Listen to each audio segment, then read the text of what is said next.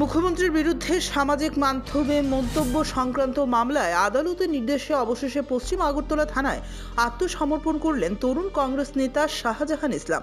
দীর্ঘদিন ধরে পলাতক থাকার পর সোমবার তিনি থানায় হাজির হয়ে আত্মসমর্পণ করেন। বিষয়টি নিয়ে রাজনৈতিক মহলে নতুন করে আলোচনা শুরু হয়েছে।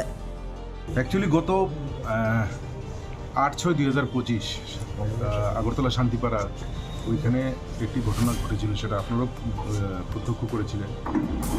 বিতর্কিত মন্তব্য এবং অশালীন বক্তব্য রেখেছিলেন শাহজাহান ইসলাম। উনি আমাদের মাননীয় মুখ্যমন্ত্রীর বিরুদ্ধে কিছু মন্তব্য, যেগুলি কিছুটা অনেকটা সাম্প্রদায়িকভাবে চারিদিকে বিচ্যুতি লাভ করেছিল, যেটা নিয়ে খুব উত্তেজনা চরম পর্যায়ে পৌঁছে গিয়েছিল।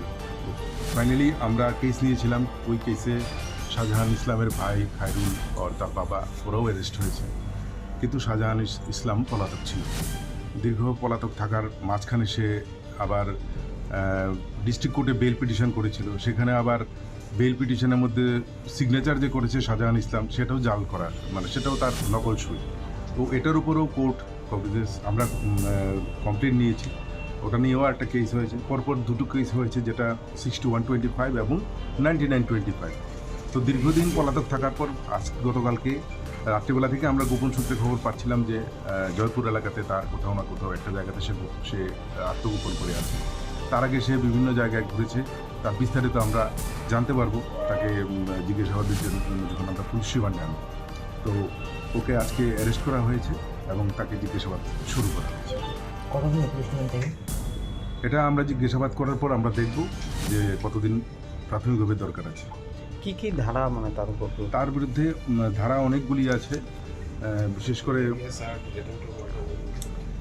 অ্যাটেম্প টু মার্ডার থেকে শুরু করে, মানে গ্রিভিয়াস হার্ট থেকে শুরু করে আরও অনেকগুলি ধারা আছে।